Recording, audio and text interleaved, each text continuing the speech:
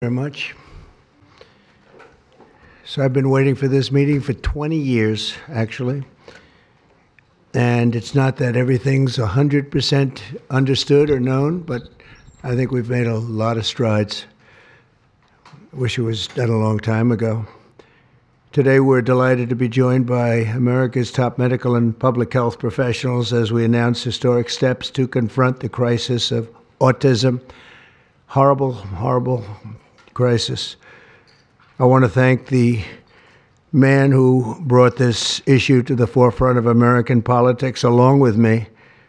And we actually met in my office, is it like 20 years ago, Bobby? It's probably 20 years ago in New York. I was a developer, as you probably heard, and I always had very strong feelings about autism and how it happened and where it came from. And he and I don't know, the word got out, and I wouldn't say that people were very understanding of where we were, but it's turning out that we understood a lot more than a lot of people who studied it, we think. And I say we think because I don't think they were really letting the public know what they knew. Thanks as well to the director of the National Institute of Health, Dr. Jay Bhattacharya, FDA Commissioner Dr. Marty McCary. These are great people. Administrator of the Centers for Medicine and Medicaid Services, Dr. Mehmet Oz, and Acting Assistant Secretary of HHS, Dr. Dorothy Fink. So thank you all. Thank you, Dorothy, very much. The meteoric rise in autism is among the most alarming public health developments in history. There's never been anything like this.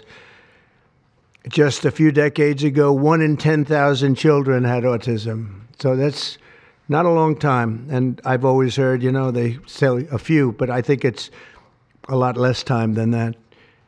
It used to be 1 in 20,000, then 1 in 10,000. And I would say that's probably 18 years ago. And now it's 1 in 31, but in some areas it's much worse than that, if you can believe it, 1 in 31. And I gave numbers yesterday. For boys, it's 1 in 12. I was told that's in California where they have for some reason, a more severe problem. But whether it's 1 in 12 or 1 in 31, can you imagine? That's down from 1 in 20,000, then 1 in 10,000. And now we're at the level of 1 in 12 in some cases for boys. 1 in 31 overall. So since 2000, autism rates have surged by much more than 400%. Instead of attacking those who ask questions, everyone should be grateful for those who are trying to get the answers to this complex situation. And the first day all of these great doctors behind me were there, I told them this is what we have to find out. Because when you go from 20,000 to 10,000, and then you go to 12, there's something artificial. They're taking something. And by the way, I think I can say that there are certain groups of people that don't take vaccines and don't take any pills that have no autism. That have no autism. Does that tell you something? That's currently, is that a correct statement, by the way? There are some studies that suggest that, with the Amish, for example. The Amish, yeah, virtually. I heard none. See, Bobby wants to be very careful with what he says, and he should, but I'm not so careful with what I say.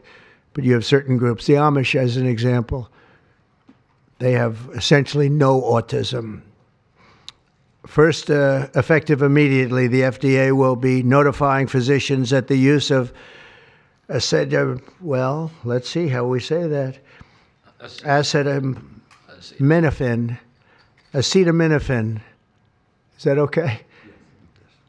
Which is basically commonly known as Tylenol during pregnancy, can be associated with a very increased risk of autism. So taking Tylenol is not good. All right, I'll say it. It's not good. For this reason, they are strongly recommending that women limit Tylenol use during pregnancy unless medically necessary. That's, for instance, in cases of extremely high fever, that you feel you can't tough it out, you can't do it. I guess there's that. It's a small number of cases, I think. But if you can't tough it out, if you can't do it, that's what you're going to have to do. You'll take a Tylenol, but it'll be very sparingly. It can be something that's very dangerous to the woman's health. In other words, a fever that's very, very dangerous, and ideally a doctor's decision, because I think you shouldn't take it. And you shouldn't take it during the entire pregnancy. They may tell you that toward the end of the pregnancy, you shouldn't take it during the entire.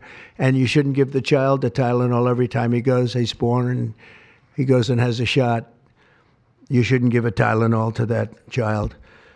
All pregnant women should talk to their doctors for more information about limiting the use of this medication while pregnant. So ideally, you don't take it at all. But if you can't tough it out, if there's a problem, you're going to end up doing it.